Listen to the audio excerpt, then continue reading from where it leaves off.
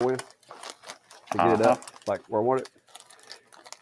Yeah, I realized that I got like 20 wood clamps in here, and that new little secondary clamp that I bought, it works great. Now, that's a little redneck, but it holds my camera right behind my monitor, so it looks like I'm looking at the crowd actually. So I gotta go grab a new battery real quick for my microphone, or is it's gonna die. So I'll be right back. sure. Well, hello everybody. That was quick. 14 folks in here. We're just getting started. I got to get the comments turned on. Looks like we've got it turned off there. There we go. Sorry about that. I got the ticker back up now. Hello, Michael, Brian, Dave, Tim, Mark. It's rainy here in Alabama, so if the tin roof, I don't know if y'all can hear it. I think I've got the filter turned on to where maybe you can't, but it's raining real bad here. So, well, I'm using the little mic that goes with my. I'm still using the same little set, but I'm just using the remote part instead of the little fuzzy one. I found that they actually work better inside the shop. It rained every day this week. I don't want to hear about your rain. You're just mad because it's not snow. You just want everybody to have snow. No, I'm a little freaked out because it's rained twice here in Minnesota in January, and that's not a good thing. Well, that's because we sent you some rain after you sent all that cold air down here. You realize it just freezes to everything up here and creates havoc. I'd rather have it in snow. Yeah. Thunder Bay, Ontario. Hello. Iowa. Now you got me paranoid. My mic's going to die, so give me a second while I grab my little battery pack. Because I looked over and I'm like, you know what? Mine could probably use a little charge too. Because I used it today when I was doing that camper video, and I just wore the thing all day long and never charged it. So I was like, you know what? Or my receiver's what I'm worried most about. I've got 2 mics, so I can swap that out. Yeah, well, you hit the live button and my camera started flashing red at me like the microphone was dying. So I was like, oh, better go swap that. Well, my little GoPro's died. It ain't wanting to come on. So I don't know if I got a bad battery or what. Cold in Minnesota and will gladly have it warm enough to rain. See, he's in Minnesota. He likes rain, Steve. Yeah, but I hear it, but it can't soak in. It freezes to things. Branches start falling off trees. Yeah. No. Although we just passed the 10 weeks of the darkest days of winter, so now start getting lighter. Hopefully, somebody said they were watching the camper. Yeah, Jack said he was watching the camper video. It's a small camper, but my buddy actually, I think he done pretty good. I was a little when he first pulled up with that thing, I was like, oh my gosh, what has he done? But it had good bones. Ain't that what they call it on those house when you're fixing houses or whatever? Good bones.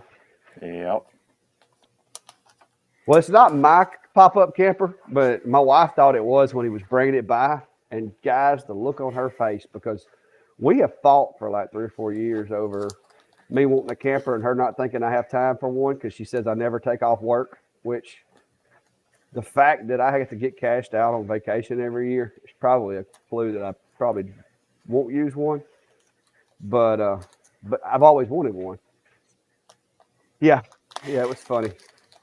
But when he pulled up, she's like, "What is Eric doing?" I was like, "He's dropping my camper off." But anyway, it was fun. But how is everybody? 42 folks in here. It's been 4 minutes and 48 seconds of me and Steve just shooting the breeze over here. So anybody's got any questions, guys, you can go ahead and throw them in here. I do have some news for some of y'all. Some of you probably, aren't worried about it, but I do have some news for some of you. So let me get to that. And I'm still working on it. It's a work in progress, but many of you asked for it, so here it is. It's still a work in progress, though. There you go. Redoing that liner right now.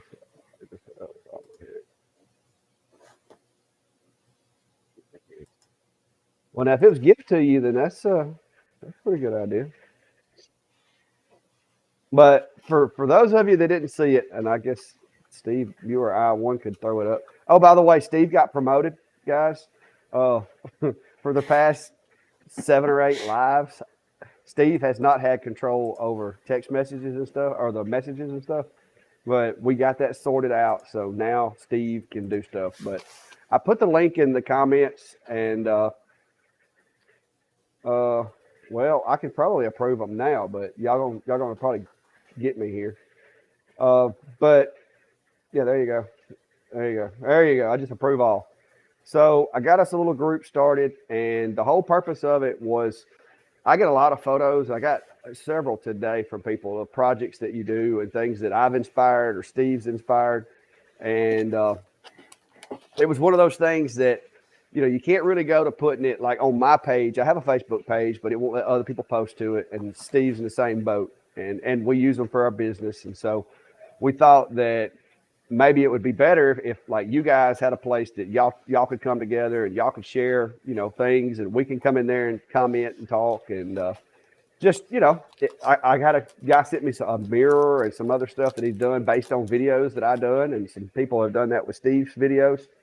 And that way y'all can share, spread the word. You can invite people in. And like I said, we are going to need some people to help manage it, though, because me and Steve got plenty going on. And I don't want to let it get out of hand, because there's a lot of these Facebook groups that, to me, they get out of hand with, spam bots and that kind of stuff. So if you're interested, I'm going to try to get this thing set up. It's still a work in progress, so y'all don't go hating on me just yet. And I keep seeing people. Are you approving them too, Steve? Because I keep seeing it. Somebody needs approval, and I go in here, it doesn't show anybody needing approval. But if I don't get it done, wait a minute. Here we go. There we go. There we go.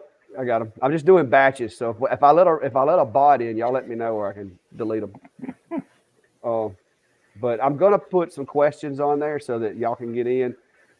Maybe some of the guys that's been with us for a while, Jack, some of you others, if you're interested, if you want to be a moderator, or to help me and Steve out with such things as approving people to get into the group and kicking them out when they get in there causing trouble, then message me or just put a post in there and let us know, and we'll do that.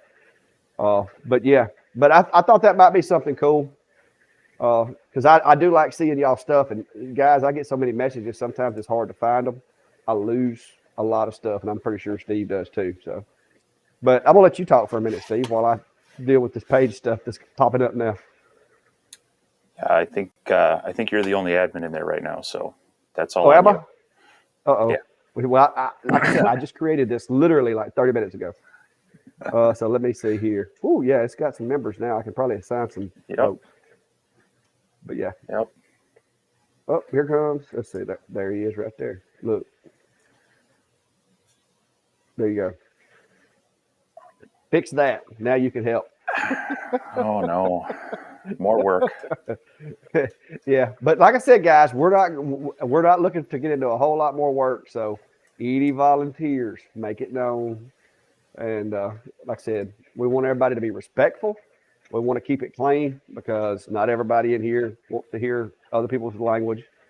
And we want to be able to share without a whole bunch of robots and stuff like that just spamming the I guess you would call it message board, I guess. But yeah, I think I've got everybody. But anyway, questions, comments, concerns. That's all the announcement that I have. Unless Steve has something. No, it's it's winter up here. I'm hibernating.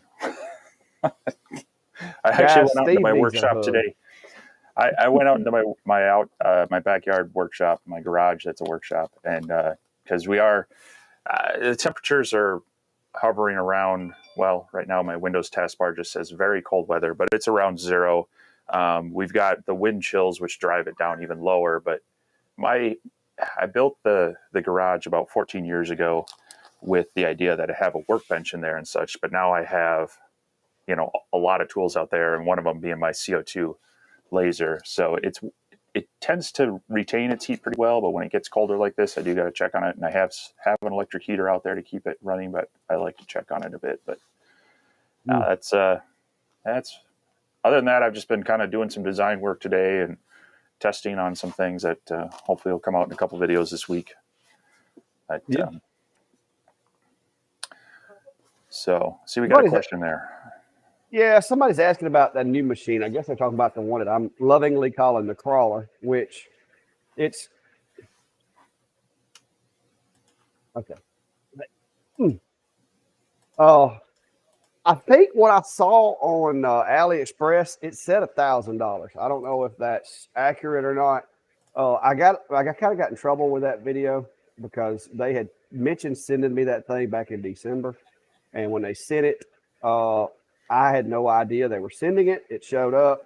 I emailed them and asked them if it was ready to be, reviewed, and they didn't respond for 2 days. So I dropped a video, and then 2 days later they responded and was like, "Hey, hold up on the video." So there may be still being some adjustments on the pricing, and that may be my bad, but they didn't. They should have probably sent me a shipping notification and their request for how to handle doing the video, but they didn't.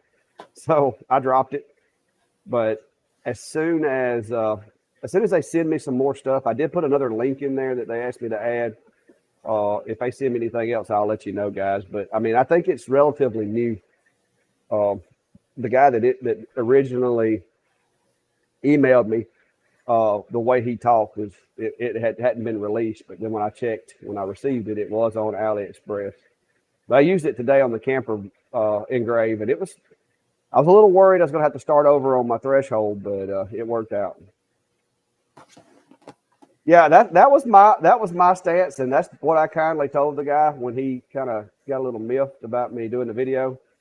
Is I told him that, that probably should have been sent to me with a tracking notification, so that because if I hadn't have got it, if Porch Pirates had got it, which the dogs handled that for me, but if a Porch Pirate had got it, I'd have never known the thing was even coming.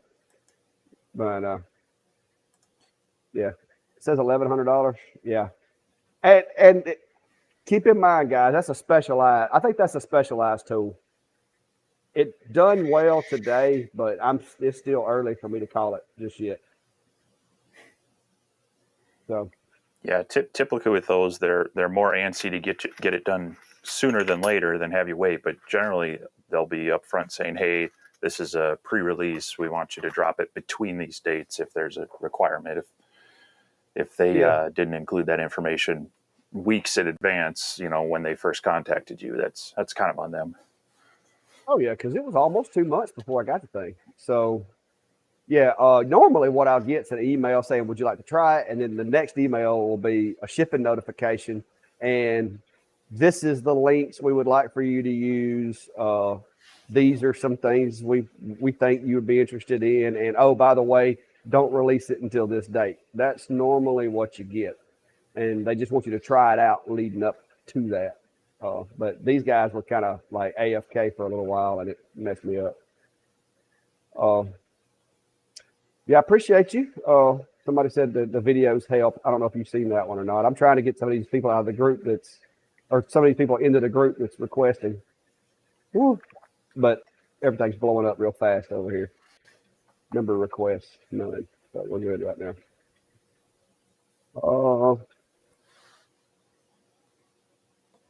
Yeah. Have you ever tried one of the laser pecker engravers, Steve? No, I have not. I've seen them and kind of looked at some of the information on them, but I don't know. I guess the kind of the crawling aspect of them, to me, I was kind of like, well, that's interesting, but I don't, especially on those, because I believe someone else mentioned it. They're a little smaller working area. I'm not Yeah. sure. The videos I've seen, they I like think it's got a niche fit in your use. hand. So yeah. Yeah, and that's like this one. I mean, now don't get me wrong. I've already created a diagram in my head of how I can improve upon its accuracy, but it's not going to replace my enclosed machines. But like today, when I did that, 30-inch piece of wood that wouldn't fit in the enclosure, it worked. Uh, I was nervous. I framed a lot. I framed and framed and framed, but it worked out. They must be near you. 22 tomorrow? Minus 22. I'm Oh, hoping no. that's with wind chill and not real temperature because No. we've Yeah, been minus I've been 20. there. We've been there with the real temperature that cold, and that's no joke. I mean, the wind chill is just as bad, but it isn't as terrible. But yeah, I was I get to stay home tomorrow. Actually, Tuesday too, if I want. I was kind of poking fun at my wife. I'm Yeah. like, yeah, tomorrow morning, 6 a.m. It's going to be mid-20s below zero for wind chill. So have fun. Mm. Yeah, Mark says the same thing you did. It's kind of like if you just wanted to engrave a logo on something that you turned on the lathe or whatever, it'd be good for that. But I would concur with that. Minus 22 just above the border. I'm guessing he's not speaking of the Mexican border. He must be talking about the Canadian border. Well, How soon? How they soon have till had I some of see those text cold snaps. in my window? I don't know what that means. I think he means that. Oh. The messages, I don't know how if they're delayed on y'all's end or not, guys. But we put them up there as soon as we see them. So, but anybody's got any? Like I said, I'm bouncing between Facebook, just about Minnesota. Oh,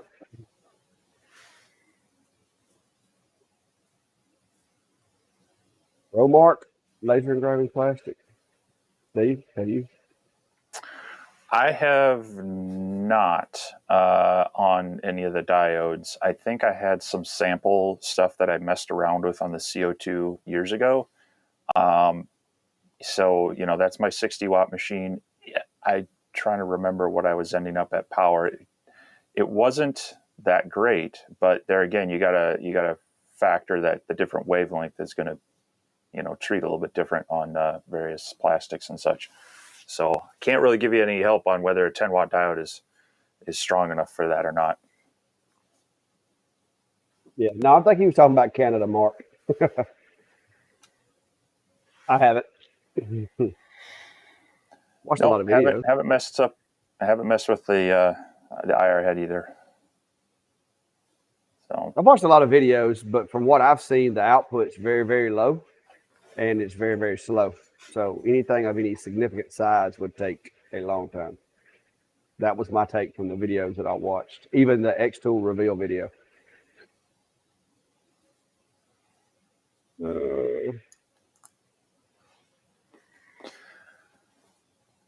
That's kind of your wheelhouse, isn't it?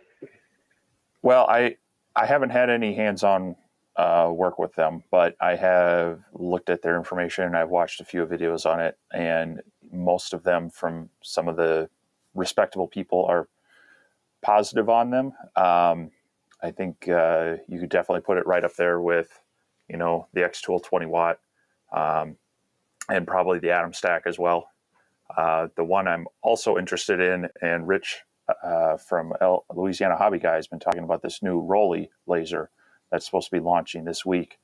And I think that's going to be another one to keep eyes on because that seems to have a lot of the integrated features people want. I think it's got good cable management. It's got a pretty good frame, has a lot of options to it. So, that'd be another one to throw in the mix with that. But yeah, I don't have firsthand experience with it. So Yeah, the Mark says he has the IR head on the X Tool, but like we said, it's 2 watts, so it's not going to be too powerful. Which isn't it? it's infrared, right? So it's a different wavelength altogether than even a CO2, right? Am I correct on that? It's a different wavelength than CO2 or diode. Okay, making sure. Uh, Somebody's asking Atom Stack versus Aether. And like I said, I know Steve can voice his opinion on the Atom Stack, though. Yeah, and Brian, yeah, you did reach out to me, and I hopefully gave you some information to think about that. Without having hands on the Aether, however you say that, I can't comment completely on it, but I think both of them will be pretty close as far as whether you can find a good deal on it, as shipping times, any accessories they might be willing to throw in at the time, and that's one of the things with any of these diodes. It seems like you kind of want to set your parameters and your price point, and when those things meet, jump in and buy, because if you're waiting for the best deal, something else is always going to be coming around a corner. There's going to be another sale and such. But I don't. The caveat is I don't have a hands-on with it, the Aether, but I think you'd be well served by either one of them. Somebody's wanting your material list too. Yeah. So I don't have a full-fledged out material list for the Atom Stack. I have some items. I do a lot of mine is with natural materials, of a lot of woods and such. I haven't played a lot with the settings for engraving metal. I've done some with the glass as well. But there's a video I put out on the Atom Stack X20 or the A20, and that has some of the information. I usually try to list the settings I end up using, but then I also have a video that really talks through using your test grids and doing it in your own environment, because the type of wood you use is going to have a huge effect on it. The humidity, the temperature, a lot of those things will change those parameters. So you can get settings from other people, but it's still only going to be a rough guess baseline to get you close. I still strongly recommend people use that material test tool within Lightburn to do that. So yeah, and I would echo that. Now with the 20 watts, I will say that my go-to for a starting point, if I don't want to run a test grid for both my ComGrow and my X-Tool 20 watt, wood typically 100 and 100, it works. Now it may not be as dark or it may not be as deep as you want, but you can engrave most woods I have found with a 20 watt if you run 100 millimeters per second at 100% output. Now, if you're looking for a specific look, you may have to go up or down from there, focus or unfocus. I mean, there's a lot of variables, like Steve said, with different materials. How clean your laser is actually affects it. So there's just a lot of different variables. So, like for example, this is my cut sheet from the Atom Stack A20. So you can see the power on the bottom, the speed on the side, and this is for a 1/4 inch. This random 1/4 inch, I think this is some Home Depot 1/4 inch material. And then I ran it on the slate tile as well to try to get my settings there. So these are things you want to run on every different material. So here's 1/8 inch, and you can see here I was cutting at 530 millimeters a minute at 100% power. Was cutting through the 1/8, and you might not want to run it that hot all the time, but these are the kind of things that I try to run in every single laser. And like this, I'll keep these. I've got a kind of a bag with the manual and some of the miscellaneous supplies in there, and I can reference that. And then as you build that out, you can also get those into your libraries in Lightburn as well, your material libraries. Yeah, I haven't started using that yet. I still use my little notepad on my desktop. I just created a notepad on my desktop, and I type them in there if it's something that I need to remember, some kind of odd material.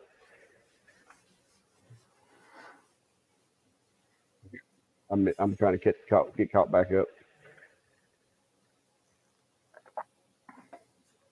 Yeah, I think X-Tool They have don't they have a 20 watt, like their estimated power output thing on their Uh, website? yeah, I believe so. And then Louisiana Hobby Guy has some forums where he tends to put some kind of generic 5, 10, and I think 20 watt rough material libraries for, and I think he calls them out by specific lasers that he's tested. So there are some resources out there Yeah. to get you close, but end of the day, it's great to find a test card. And like Mark mentioned, he uses one from Otto's Danger Den um, that has some different options as well. Um, the Lightburn one is basic. It gives you speed and power, but there are others that will give you a little more information, a little more detail, and different types of cuts. Because even on the Lightburn one, where these are all just squares, that's great. But a circle and a square, or a circle with a notch in it, may cut out different, and so you might want to run extra tests because you might be thinking that, oh, I can run it at this high speed, and then you run into different shapes, and it's actually giving you different results. So.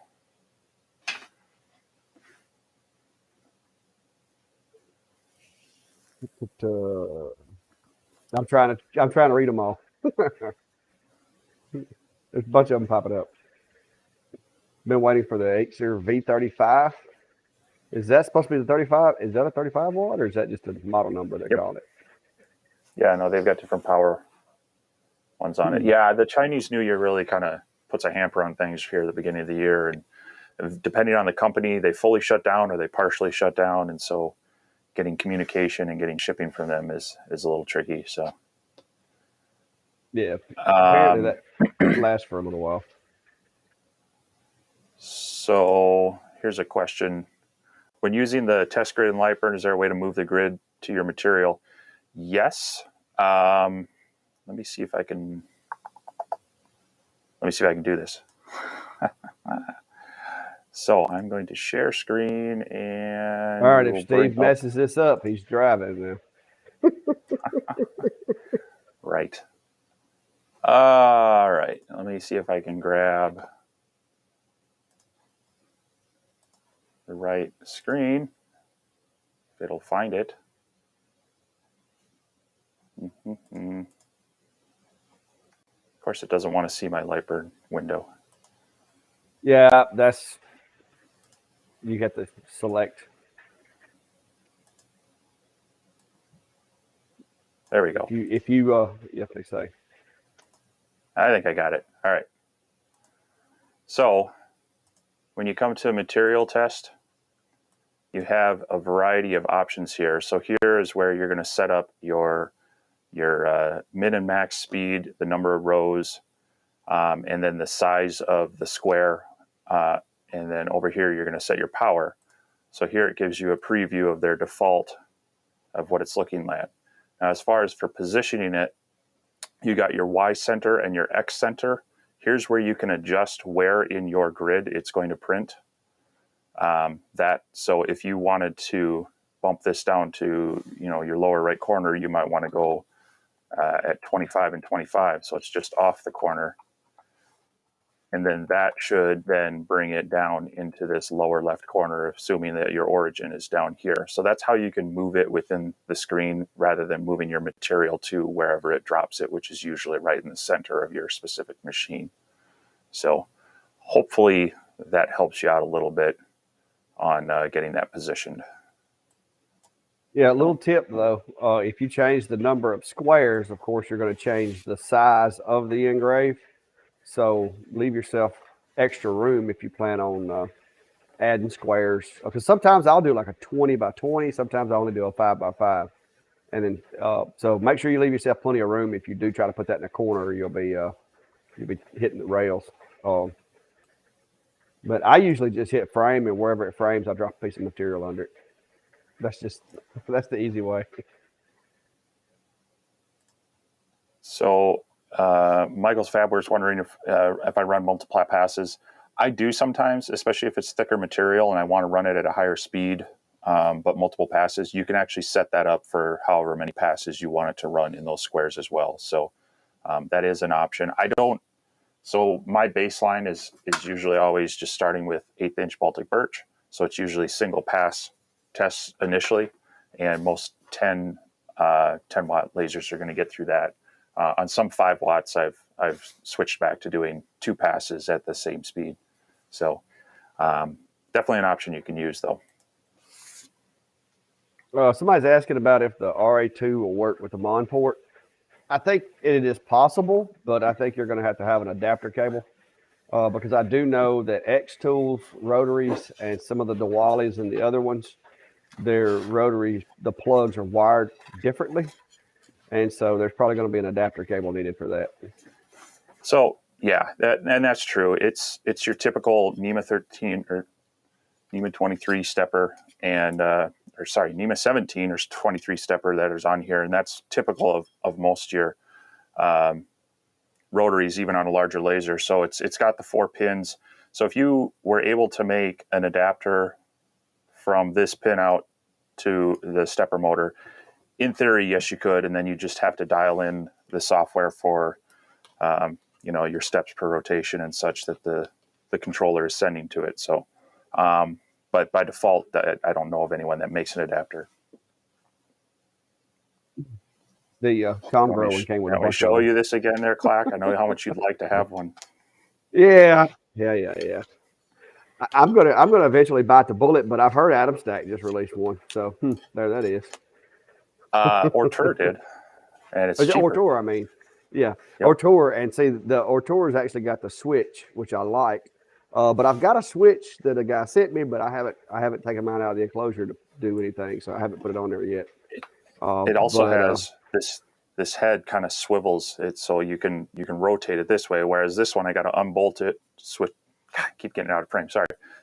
This swivels, so it flips around, which is nice because if you've got an object that's going to swing lower than this plate, you actually turn this around, and then it can hang off the end, and you'll elevate this, and that's how you can have it rotate. Whereas the Ortur, it just has kind of a clamp. You rotate it, and then you go with it. So that's kind of another nice feature as well that I see on there. So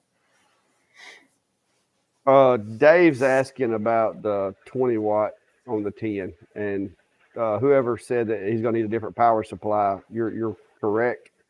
Do you have the add-on 20 watt X tool, Steve? Or? I have the add-on 20 watt for the non-pro, and it comes with a separate power supply for that. As far as the pro version, I'm not sure as far as if the power supplies are different between those. So I wouldn't think it would be. I would think you would still have to upgrade the power supply, but could be wrong. Depends on how much overhead they gave with it. Yeah. So I guess he's talking about the R1. That must be the rotary, the Adam Stack rotary.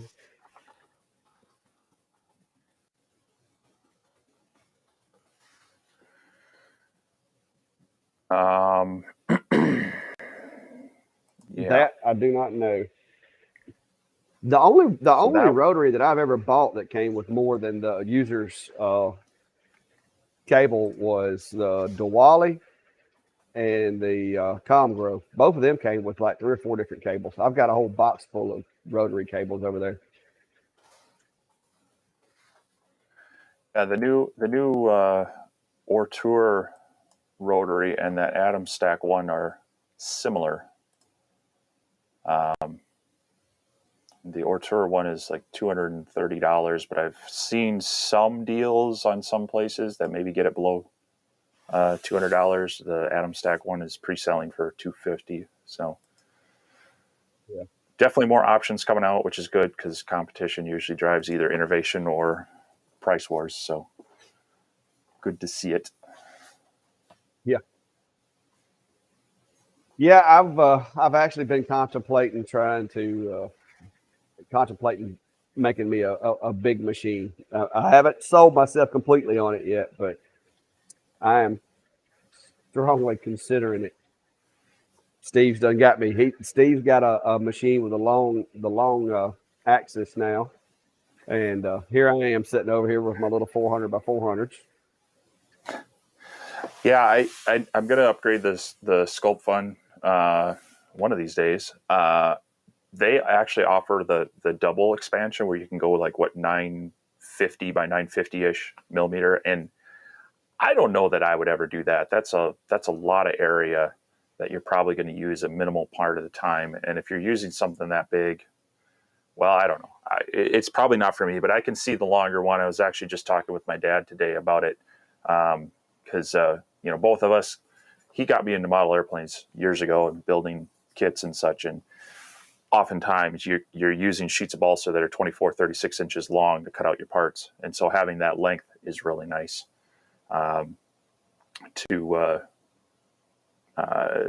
It's really nice to have that and not have to break up your parts or try to do the tiling method or the cut and print. Sorry. Yeah. Dave's saying that it comes with a power supply, but he's worried about the motherboard can handle the 20 watt. And I don't know for sure, but I'm guessing the fact that when you go to update a D1 Pro, it doesn't ask whether you're running the 20 or a 10 watt.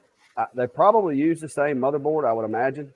And the only difference could possibly be that the workload of the power supply needs to be upgraded. But now you would, if that's what, I mean, I would double check with X-Tool, but I mean, wouldn't you agree, Steve? If it was a different motherboard, it would seem it would be a different firmware.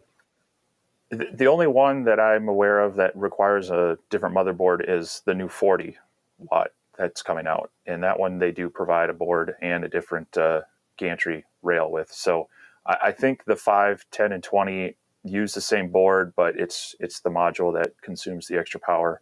So I think that that you should be okay with that. So Balloon Man is asking, what are some stores where I can get some 1/8 BB?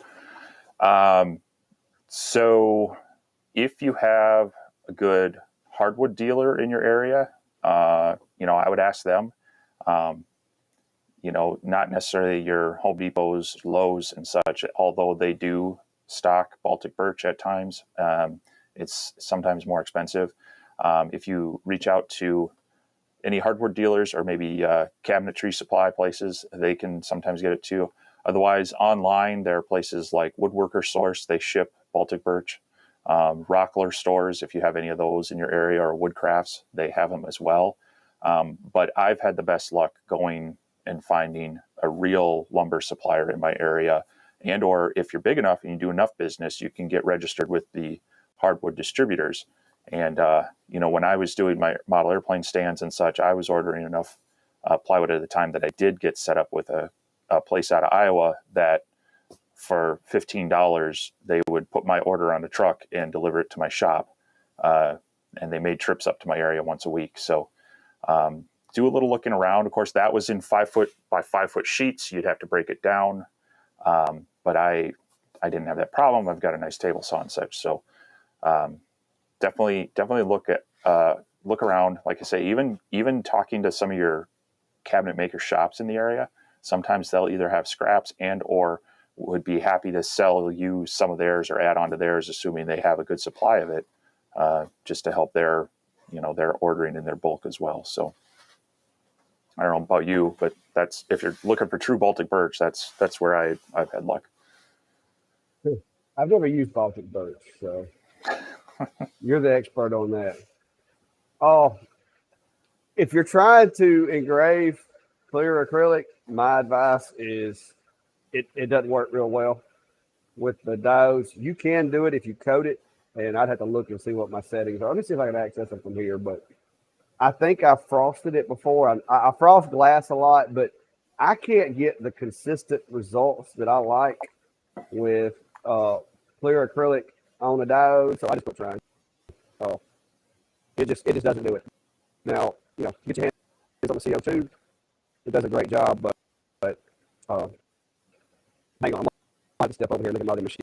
I don't even know. I can't find the reference over here, but let me see if I've got any data for it.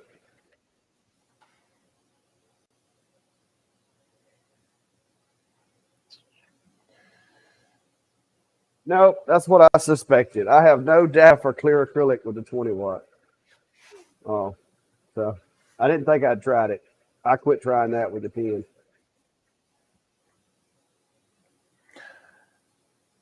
Yeah, and this Tim here, you kind of hit on my issue with some of the stuff you get at the big box stores. Is it is very hit or miss, and it's you get some good sheets, but then you can also just get some bad sheets, and also a lot of that stuff. While they call it furniture grade, it tends to have more. I call it like the putty filler. You'll see those gaps, whereas true cabinet grade plywood, instead of filling out or trying to fill in the plywood with like a putty or a mixture, they'll actually cut out. Usually, it's like a football shape, and then they'll laminate in an actual replacement piece of wood. So yeah, there's some glue there and there's a pocket there, but it's not that weird putty hardwood stuff that you kind of run into. So Yeah. Oh, somebody's asking this question, and I'm pretty sure I know the answer to this, and I'll make sure you agree. But my answer would be no, unless you're saving files to the card and accessing it through an app. Because I don't think the D1s really don't use the card for anything, but like Swap Space does it. Uh, yeah, no, unless you're, like you say, if you're storing a lot of files on there that you're going to access like through the app or so, I wouldn't really worry about that. I mean, I honestly don't use it other than, well, I guess on the D1, yeah, I don't even use it. I was going to say some of the machines require you to upgrade the firmware through the card, but the D1 doesn't. Yeah, I just leave whatever Now, they send within there and roll with it. yeah, yeah. Now, some of the other machines that have the like interface where you can, pick out a design and launch it from there. Then, if you filled up the card, maybe put a bigger one in there. But to be honest with you, uh, burn files are kind of like Word document files. You'd have to have a really complex burn for it to take up a lot of space. So, yeah, Mark, Mark's saying that white and yellow are not good for diodes. And I agree. Well, they're rolling. Yes, you can try the black tempera paint. I've tried black tempera. I've tried chalkboard paint. I've tried regular paint. I can't get I can't get etched acrylic to look good with a diode. It gets too hot and it just turns into a melted mess, in my opinion. Uh, but I gave up. I mean, feel free to try, but I gave up because it got frustrating.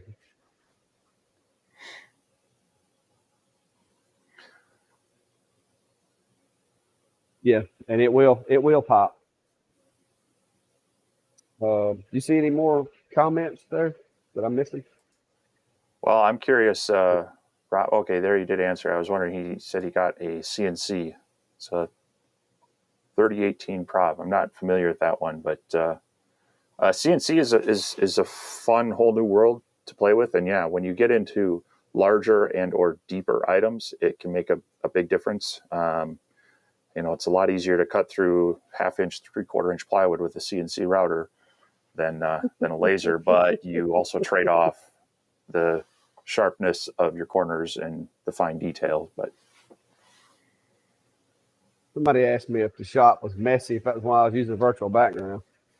No, truth of the matter, I got new toys on this computer, and I'm just playing with toys, guys. I thought that was a cool picture of a sawmill. Uh, I'm always sus of people with shops that are too clean.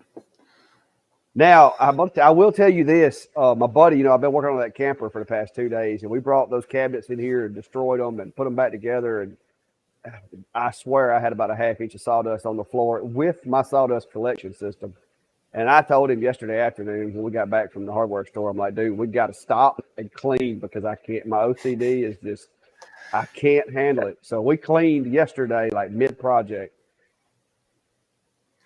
Yeah, no, I mean there's shops that are obviously used and worked in, and then they get cluttered, and you want to clean up because it's always a lot easier to start a new project when you're working with a clean shop. But some of them that look way too clean, like studio clean, you're kind of like, do you really make anything? Yeah. Yeah, well, I see that a lot on Facebook or YouTube. I'm gonna be honest with you. I tell my wife all the time. I'm like, "What do these guys do? Do they have like a maid service that comes through? Because I'm too busy to be. I mean, I can't. I'm too busy to be doing all that. Now, every now and then, my wife will come out here and she'll be like, "Hey, this is looking messy," and so she'll pick up a broom or grab the shop vac or whatever and help out. But for the most part, I've got to stop building stuff to clean, and I'd rather be building than cleaning. But at the same time, I can't stand it when it gets junky. I have a 30-30 loan meal for about a year. Yeah, guys, y'all talking about CNCs. I'm waiting on Steve to drop ship me one, but he hadn't done it yet. If he does, I'll have one in the shop here.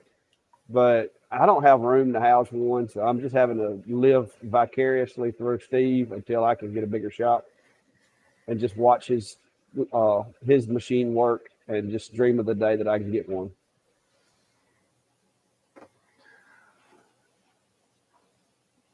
What do you say, Jeff, about that? Is the plan of the business? I missed the conversation somewhere. He said, "You see my shop, you'll find out all I make is a mess." Yeah. Now, I would agree. I would agree with Mark on that one.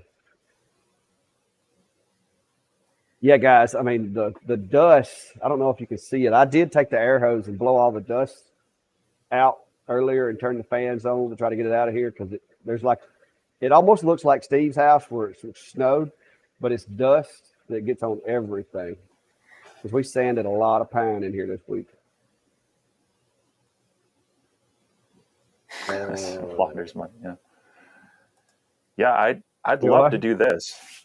So yeah, I've got the Infinity Woodworker, or actually it's the Journeyman. It's a great machine, and they did just announce their new Elite model. It's got actual servo steppers and master controller and a better, a lot more control. I'm used to my other machines that actually run off Mach 3, so using the included Infinity has been a bit of a step down, but the machine itself is really great. So I do need to get out there and do more content work with it, but it's cold out there right now, so it's hard to get motivated to. Well, I could warm up the shop, but it costs me a pretty penny. I'm going to expect some training videos in the spring so I can get ready for mine when it gets here.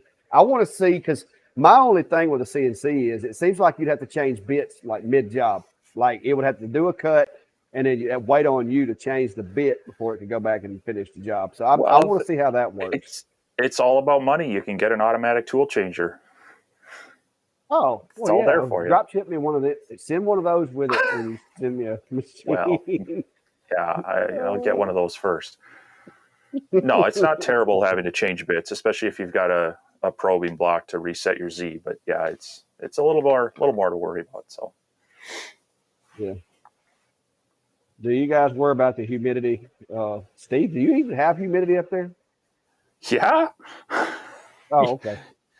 Yeah, we've got 10,000 lakes and more rivers, and humidity is ridiculous up here in the summer. So you got to be worried about the dew point and the temperature, and humidity can add to that because condensation on your tube can cause some serious issues.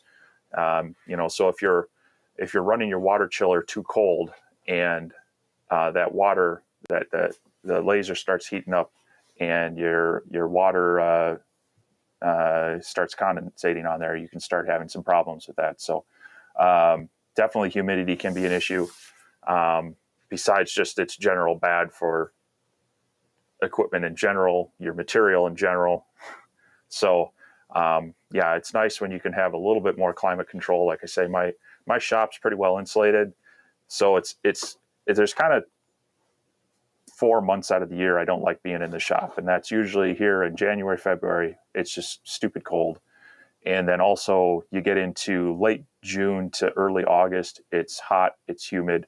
And so I'm spending a lot more energy trying to keep it climate controlled in that shop. So those are the months I kind of try not to do as much out there.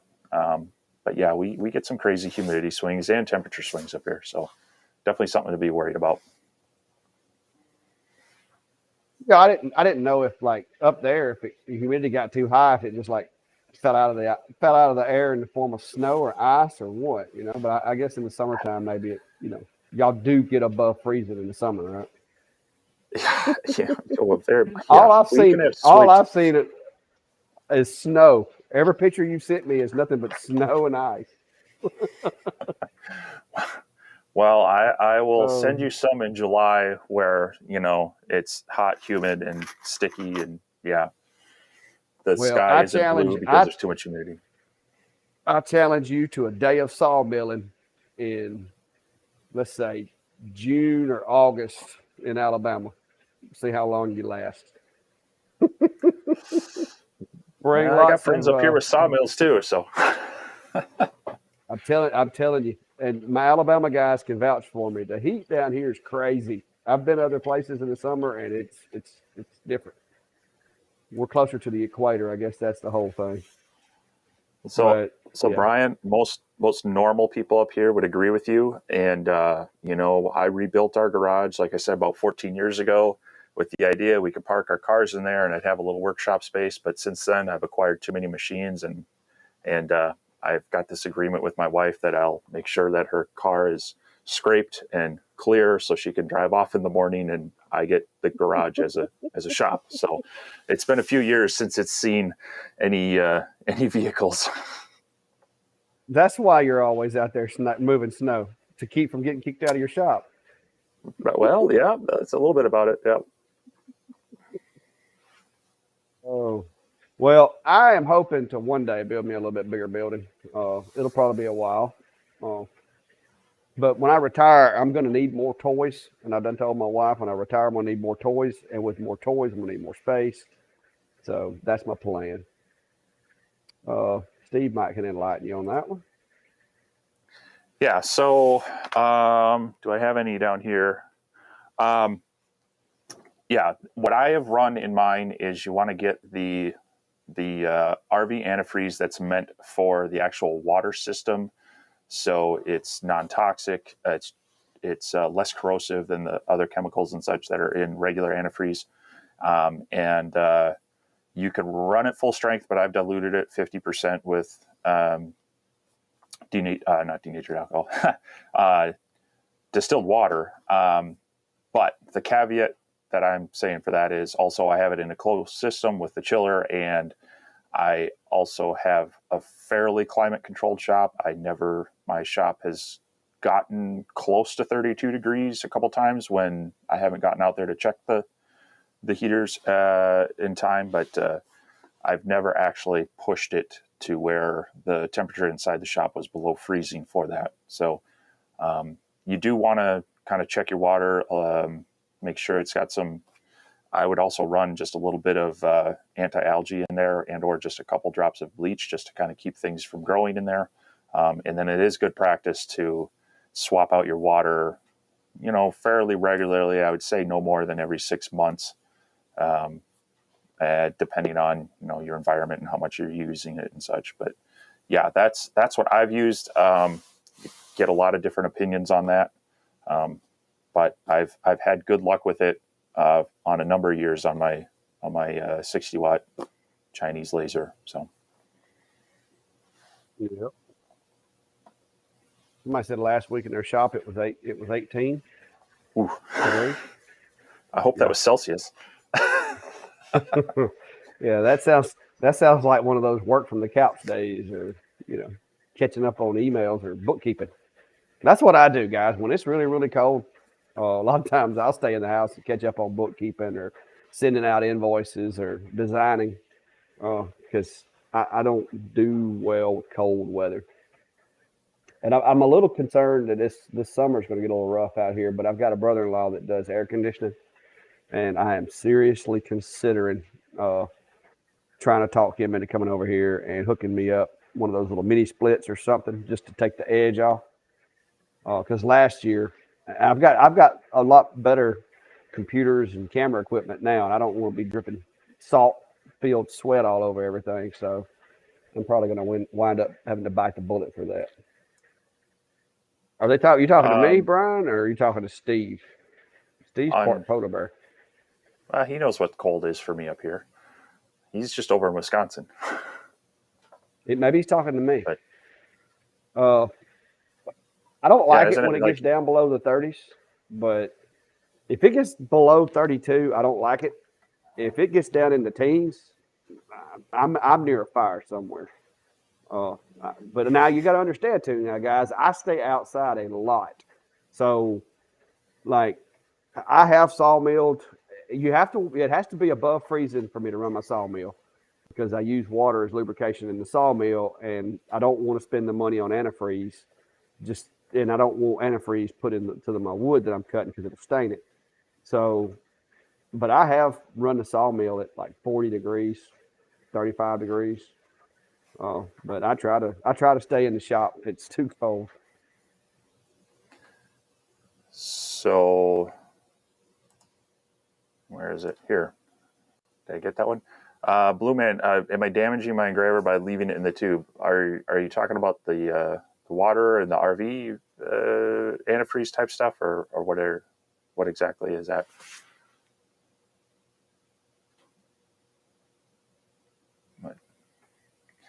Yeah, a lot of talk about mini splits. Those are a pretty good unit up here. I don't know about how well they will dehumidify a space or add humidity to a space, but as far as adding heat and AC, they're one of the most efficient ways of doing it, or off electricity anyway. So Well, the shack isn't exactly completely sealed, and that's one thing I've got to work on before I go to, spending money on an electric bill to try to stay cool. I've got to do some mm, insulating, and that's going to be one of those, hopefully a spring project, because I don't want to be up there around the 10. Because in the summertime, when the sun is overhead, I can literally on the back of my neck feel the heat coming off of that 10 on the roof. So I'm going to end up having to put some insulation up there and probably mill me some lumber and go ahead and make a decent roof to get me by for the next couple of years until I can build something different. But I've got to have something a little. This used to be where I parked my tractor. Like literally, my tractor used to sit right where I'm sitting now, and it was dirt. It was just a pole barn. And when COVID hit, that's when all that changed. I started I started having more off time and did a lot more work around here. Says they want to add humidity. I figured they wouldn't do that, which I don't really want anything adding humidity. I want it to. I would like for my wood that I keep in here to be able to stay at less than 11% moisture content because that's generally where my anything in this room is usually going to fall around 11%. So, yeah, so that's we get those humidity swings up here, and so like in our house, we actually have to add humidity in the winter, um, and try to remove it in the summer. So it's fun. The yeah, cat it the stays cat pretty is not constant happy here. when you pet it and it's getting static shock just from that. So the air's too dry. Yeah, it stays pretty consistent here. I have had it get really dry inside the house, and the hardwood floors will kind of tell on it because they you can see the wood will actually move a little bit. You'll have like tiny hairline gaps occasionally in the hardwood if it gets too dry. Yeah, no, our house was built back in the late 20s, and so well, I should say 1920s because we're now in the 2020s, but it's got a lot of hardwood doors in it, and you can tell the gaps change from summer to Mm-hmm. winter. So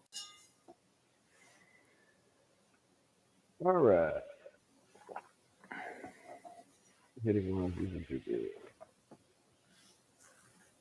Yeah, if it's good until 0 degrees, there should be very few times.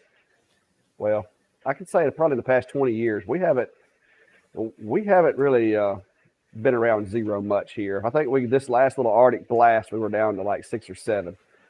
So if it'll stay with me until 0, if it's below 0, that's what I'm gonna be doing bookkeeping, sending out invoices, working in Fusion 360, something that I can stay in the house and do more than likely, unless it goes on for a long time. Uh, yeah, see, Jack, me and you, we're right here, guy. Because if it's below 0, I am staying somewhere near a fire. Steve can have all that sub-zero temperatures up there. we've been lucky this winter. I mean, our January was fairly warm compared to others. I mean, like I said, it rained a couple times up here. But yeah, I generally will say yes, but you get some of those long streaks where it's that cold. I mean, obviously, I got to go to work some days too, but there are days where I'm just like, all right, I'm bundling up, I'm going out because I need some sunshine, I need some of that vitamin D and such. So, um, yeah. That being said, I cannot fathom uh, like Christmas time without snow. It would just be weird to me. So, you know, Well, let me tell you this. I am 47 years old, and I have never seen snow on the ground at Christmas. Matter of fact, we haven't had any snow so far. Yeah, so far this year, we had little flurries about 11 o'clock one night, and you could see the snow until it landed on something, and then it just disappears. Uh, but that is the extent of the snow we've had. So it's very rare. We get 2 inches of snow here, and nobody's out but the rednecks with the 4-wheel drive, big jacked up tires and stuff. I don't have a big jacked up tires anymore. I'm one of those rednecks that don't have it, but yeah, you let it get 2 inches of snow around here, and there you can't find a loaf of bread or a gallon of milk anywhere. Like it'll all be sold out. Yeah, that guy's 52 and said he's only seen it one time in Houston. So never had a yeah, white Blue Man. Christmas. South Uh, Carolina, I would think South Carolina would get some. Hmm. so yeah, the concern is with some of the antifreezes, the additives in there can actually be conductive, and so that's why using the RV antifreeze that's meant for your actual water tanks, they're safe for consumption and such. That's usually what's recommended best because they have a lower conductivity rate as such. So, um, I mean, it's probably not causing damage just sitting in there, but if you get a chance to change out your water, swap it out with that, or at least a mixture of that and your distilled water, I think it'd be safer in the long run just to prevent any possible um, issues with the conductivity of that. So Yeah, I think the corrosion would probably be the most of the tube and the tubing. It's the tube itself and the tubing is all glass and plastic. But I think like with pumps or with chillers, especially, you definitely wouldn't want to put anything corrosive in there because those chillers aren't cheap. And somewhere in there, there's going to be a propeller that could possibly be metal and metal shaft and bearings and that kind of thing. But yeah, that wouldn't be good. All right, chiller, chiller and the algicide. The bread phenomenon. Yeah, see, Joseph knows what I'm talking about. bread. Yeah, I'm serious, dude. You can we have, and you can look him up on YouTube or Facebook or whatever. There's a meteorologist in Alabama. He's out of Birmingham. His name is James Spann. If the words snow, ice storm, or power outages ever comes out of his mouth, you had better be on your way to the store if you want milk, bread, or eggs, because you're not going to find them if you wait 2 or 3 hours. Because everybody in the state loads up and they go to the store and they buy bread and milk and eggs. I don't know. I don't know why those three things. I mean, I would. See, It's crazy, man. yeah, up here it's they run and they restock on their beer and their wine and such like that. Yeah. See, look there. He feels my pain. I don't know where he's from, but that's the way it works here. The problem Okay, there you here's the go, problem Steve. though. Okay, you get snow, and now you're gonna have power outages. So now you got all these perishables that are they're gonna That's go what I bad. said. I mean, I guess but you got to think about it this way though, Steve. If it's snowing outside and there's ice, you just set your milk outside, Well, but you have to bring yeah, it in to but you thaw it also out. said it's gonna melt right away. Up here, we got months to pull that stuff in. I mean, there are people who literally they got their porch as their secondary fridge and freezer in the winter time because it just stays cold enough. Yeah. So, but Clover, South Carolina. So I guess maybe that's just a southern thing. But seriously, man, it's milk and bread just gone. And the very next time they mention snow, I'm gonna go and I'm gonna do a live from the grocery store and I'll show you what I'm talking about. I'm telling you, I'm gonna do it. So So if you hear that yeah, they're Penny. forecasting snow for Alabama, there will be a live from the Walmart Supercenter or from the Piggly Wiggly or something. So Penny, yeah, CO2 lasers, they are a little more expensive, and that is one of the caveats I tell people is that there is more maintenance with them. So there's more things that need to be aligned and maintained, because you got your mirror alignment, you got your tube and your chiller. You got to be worrying about any air bubbles and such in that. So there is more to it, but with that, you get different focal length opportunities with different lenses. You have the power to work with glass and acrylics without binders and such. And so there are definitely some advantages to it. And plus, if you're doing a lot of production stuff, it's going to be faster than your diodes. But yeah, it is the trade-off is there's more setup and maintenance with them to get them running and tuned up right. So it's not terrible, but yeah, it does add to it. Uh, I saw half the question. I think he hit enter before he meant to, but apparently Balloon Man's having troubles adjusting his X and Y axis. Said he's still getting circles that ain't round, which is going to be belts or either the connecting rod, one of the two. Balloon Man, I've got a. Do you have a video on that, Steve? You have one? On calibrating them or what? Is it an X tool or what is it? First of all, what kind of machine are you talking about there, Balloon Man 67?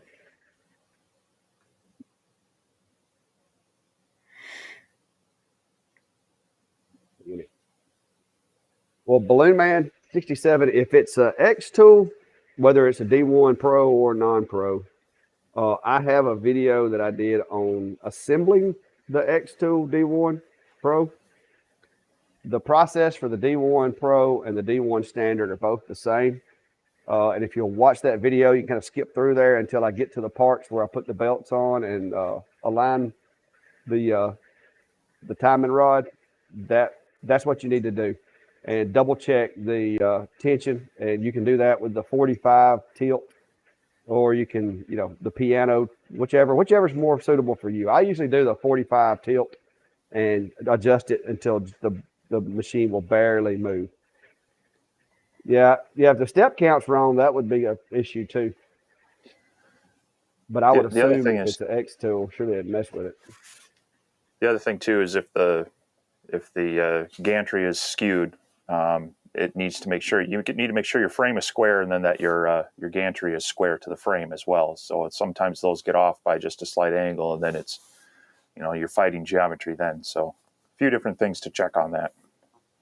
Yeah, but usually that'll tell on itself because you'll have a tight spot somewhere as it's moving. From my experience, Possibly, I've had that happen depending on with how one loose things are. machine that I Yeah. put together. I think it was the LM3. I put it together, and it had a tight spot at like a quarter of the way up, and I wound up what it was it just didn't get squared.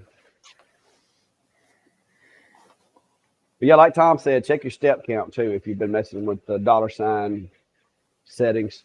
Worst case scenario, if you think it's a setting, do what I do: dump that configuration file, re-add the machine, and that fixes it. You really mess things up, because sometimes when you add a rotary to like some of these other machines, and you have to go in and change the step settings, for some reason I mess that up sometimes and just have to remove the machine and start over because I don't remember what it was set to before.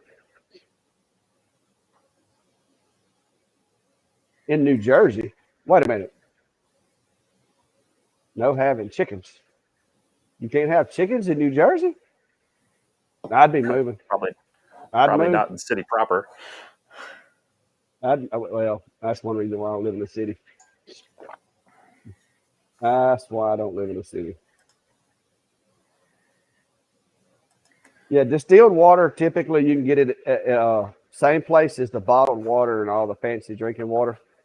But now it's usually going to be on the very bottom shelf because it's one of those things that they don't sell a whole lot of.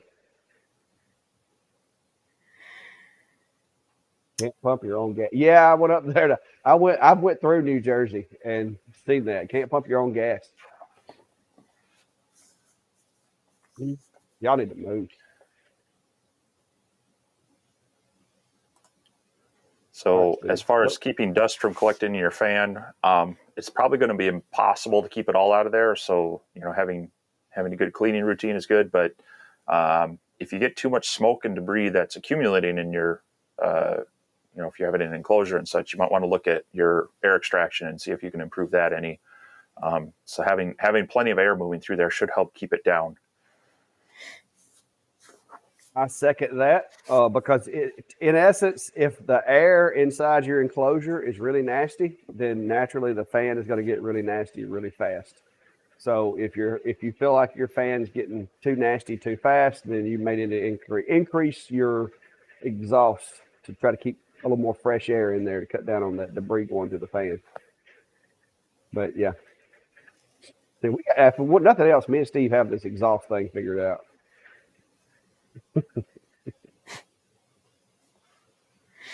That is funny, but you could drink it. He was talking about just he could make his own, but I saw that comment here. What was it? Yeah, I mean, I guess I don't. Do people drink distilled water, or they just use? I think they use it in recipes and stuff, right? Maybe. Yeah, here you go. Said I'm unable to find it here. I could try making my own, but risk 10 years in prison. Yeah, I mean, you could distill your own, but I'd be surprised. Usually, I think most grocery stores, most larger Walmarts have it. Typically, I've usually been able to find it in grocery stores, but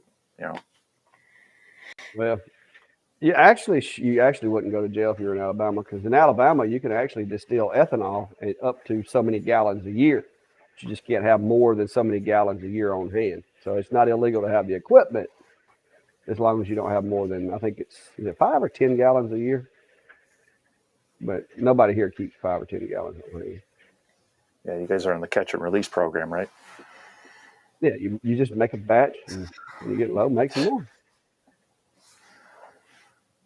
It's ethanol, man. They sell it at the gas station. Mm-hmm. So yeah, he's his XY issues with the 10 D1 Pro 20 watt. So Pro 20 watt. Yeah, go watch that my assembly video on the X Tool Pro. If you go to my channel, I don't know if you know how to do this. Go to the videos or content, whichever it shows on your end, and just go up to the top and you can search. And any problem you have, mine and Steve's channel both, or if you're looking at a new product, if you go up to where our videos are and search in that search box, you can just search our channel and find a video that we did on that. So, and I have one of putting the X tool together, and it'll kind of show you what to watch for and how to do it. Now, you may have to partially disassemble your machine to do it correctly, but I would recommend that if you're having an issue with everything lining up, if you haven't messed with the software end of your machine anyway. So I'm going to say this depends. It's all about trying to make sure you've got air movement throughout your enclosure. So it obviously, depending on also if you're cutting or engraving, where the smoke's going to end up. So if you're doing a lot of cutting, the smoke is hopefully you're cutting through, and a lot of the smoke is actually coming through your wasteboard, your honeycomb. Then you would actually maybe want to be able to pull it down from the bottom. If you're doing a lot of engraving, that smoke's going to come up. You might want to be pulling it up a little bit higher. Generally, though, I want to make sure that if the exhaust is in the back, that my inlet is up front and the air is moving across the surface to move things out. The idea is to not let it raise up, but move it across and to your exhaust, whether it's above or below it. So I don't think it's going to make a huge difference on the bottom right to the top back, depending on where your inlet is. You're probably best to have it just opposite of your inlet. I got to do it. Sorry. And I know why they're asking. I saw Chad's video the other day, or yesterday. But no, I think that is a terribly bad idea. Coming from someone who is uh, is trained in hazmat and has been in multiple meth labs, that's a bad idea. That sounds like something some of these. It's a bad idea. For one, oxygen only it basically enhances fire in the atmospheric conditions. So if you have if you have just like a little ember and you introduce it into an oxygen rich environment, it's going to turn into a raging flame. So introducing oxygen into a cut on a laser, in my opinion, is going to result in a large flame out the back of the piece of material because it has to have that. It's going to have, in order to have fire, you're going to have some type of a medium to burn. And the woods, basically, you're going to have a flamethrower coming out the bottom of your grave, I believe. That's my opinion. Now, I'm sure if you watch that video, you'll find out, but that is my opinion. Do not try that, in my opinion. But yeah, apparently Chad's wanting to hook up oxygen to his new 40 watt or one of the X tools, and that just sounds like a terribly bad idea. I've actually heard of people looking at adding CO2 to it instead. See, I don't understand that either. CO2 would be more likely to put the flame out, which I guess would be a benefit because it'll smother the flame out. But yeah, you can take. I mean, it's easy. Just go Google, oxygen rich environment flame test and see what you think. But yeah, oxygen, and I mean, you can literally take let's say a cigarette or a incense and introduce it into an oxygen rich environment, and it will flame up. So that just seems like a bad idea. It may make for a fun video, but it seems like a bad idea to be standing there. But so on the CFM, generally for the enclosures that we're building, your size, my size, I'm going with minimum of around like that 195, 200 is where that small fan goes, but I prefer to try to get it up closer to 300 CFM because unless you have just a straight shot from your enclosure right outside, any sort of bends and any length you have is going to put strain on how much that fan's actually able to pull through that. And so if it's a straight shot out, that probably works pretty well. But if you've got any length to it, you're going to want a little extra CFM because you're going to be losing it through all that length of pipe and through any bends you have on it. Yeah, just like with anything else, there's variables that you got to consider. So there's really not a right answer for every scenario. Like Steve was saying, my duct run from inside my enclosure to outside the building, it's probably 3 foot. And I've got the 4-inch fan that I'm running works fine. But if you were piping it across your basement to a nearby window, it's going to change. So, but you need lots. You need plenty. Okay, let's see. Over to the plane. Yeah.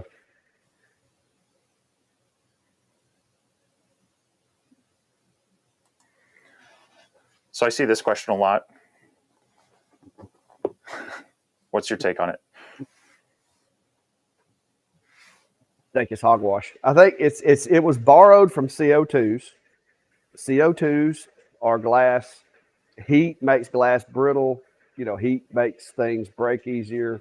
I think that's just a carryover to diodes. Because if you look at the life expectancy of most, even the cheapest diodes, if you look at the life expectancy of a diode, it is way more than any one person is going to use that machine before they either just wear out the rest of the mechanical parts to it, or B, decide they want a new one. So I run mine at 100% all the time, and I promise you there's nobody in this group right now that has run an X-Tool D1 standard as much as I have in the past year and 2 or 3 months.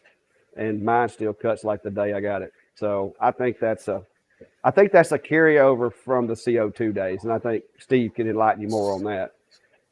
So yes, it's a carryover from a couple things. and even in the CO2 world, it's a carryover from mismatched components being thrown together into cheap lasers. So, and that's true in some of the earlier diodes, is that they were overdriven and they were undercooled.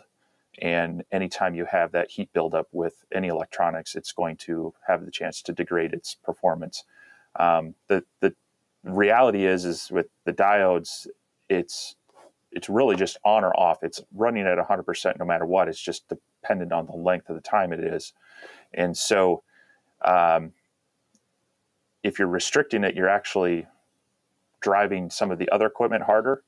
So it's really imperative on, did the manufacturer do their job in balancing out the diodes with the cooling system and with a maintenance schedule that actually makes sense. So this also is why you want to make sure you're keeping your equipment clean, that you're cleaning it out, you're disassembling the head enough to be able to clear out the fan, clean the lens, things like that. Same thing with CO2 lasers. Is there were a lot of manufacturers that would claim they're selling you a 60-watt laser when they're actually providing maybe a 50-watt tube with a 60-watt power supply. And if you run that power supply at 100%, you're overdriving the tube. If the CO2 manufacturer actually was to balance their system correctly and say 100% power is at, say, 21 milliamps, which is what the tube is rated at, then you're fine to run it at 100% power. That's its maximum power rating.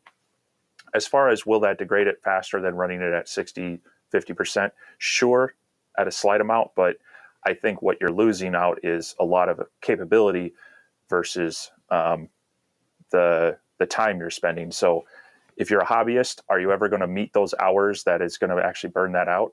Probably not. If you're running production, would you rather save a little time and have to swap that out maybe a few months earlier, but gain a lot of production capacity? I would probably go towards, I want to run it faster. I want to get my stuff out sooner, and I'll take the sacrifice on maybe having it, die 10, 15% sooner. But again, that's all imperative on the manufacturer doing their job in building it to spec correctly, providing the proper cooling, and then the user actually doing a good maintenance schedule on it.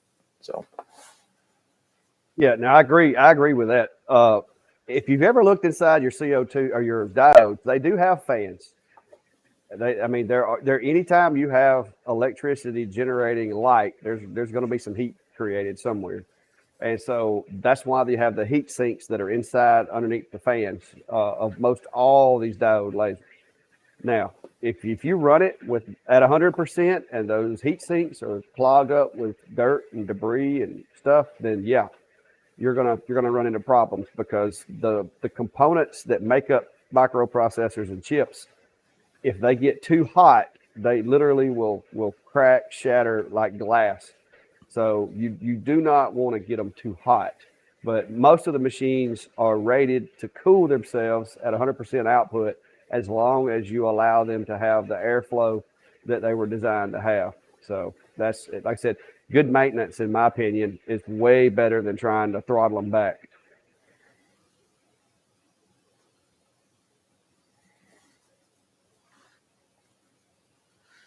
Steve's more the numbers guy. So there you go, Steve. So this is going to be a little bit dependent on your specific air assist setup. Typically on the cone type ones that you see on Xtool and ComGrow and a lot of CO2s, you'll hear people say anywhere from maybe 10% on the low end up to maybe 30% on the high end. On my CO2, I run around up to 20% at the actual throughput. However, a friend of mine who's got the Niji 3 Max is having to run his up, and he said their manual actually states run it at 60 psi. But they also have a really small, I think it's like a 3 millimeter hose instead of more like a 6 1/4 inch that a lot of these others have. So, I think it's a bit dependent on your setup. And so some of that is going to be a little bit of trial and error if you can adjust it. But, I would start, 15 to 20% or 15 to 20 PSI is probably a pretty good starting point for most. But like I say, I have a friend who's got that Niji and said he had to crank it up to 60 to get decent results.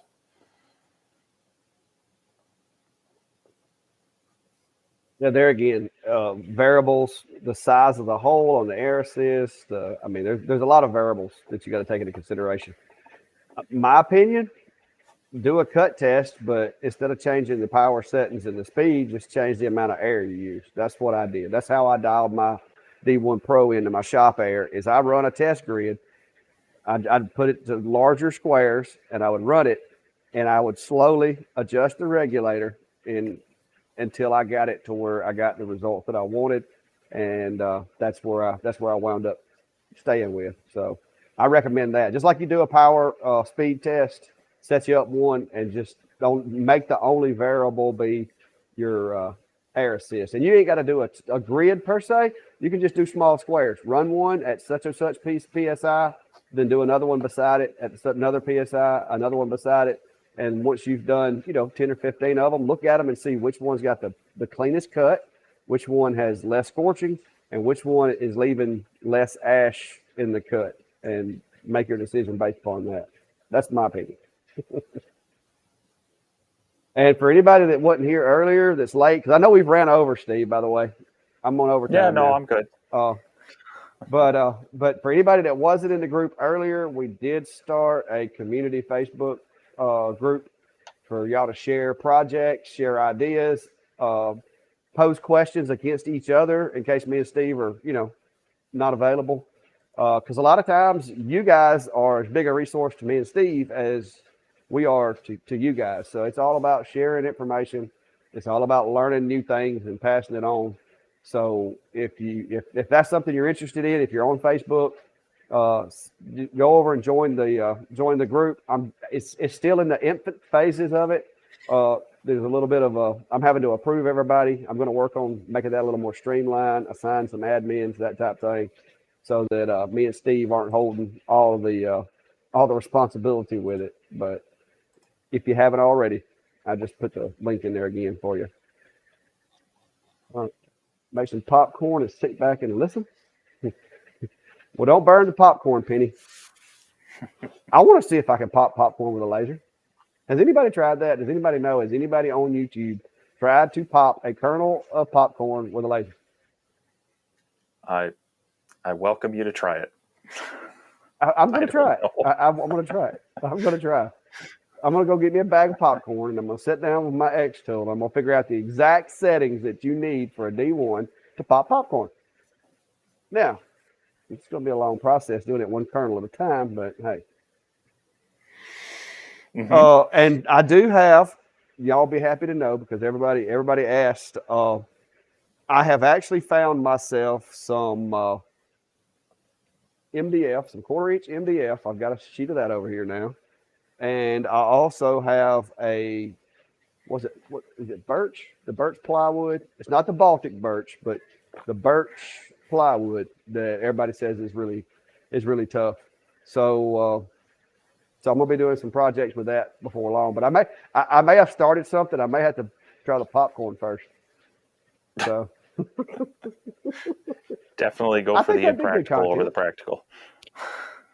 I mean, I think it'd be good content. I mean, if anybody ever says, Steve, do you have settings for popcorn? You can be like, yeah, it's right here. Any other questions, guys? I mean, we have ran over. I don't have anywhere to be yet. I got to be in bed in a little while. But if anybody has any questions, feel free. I don't want to just sit here and keep dragging everybody out. So speak now.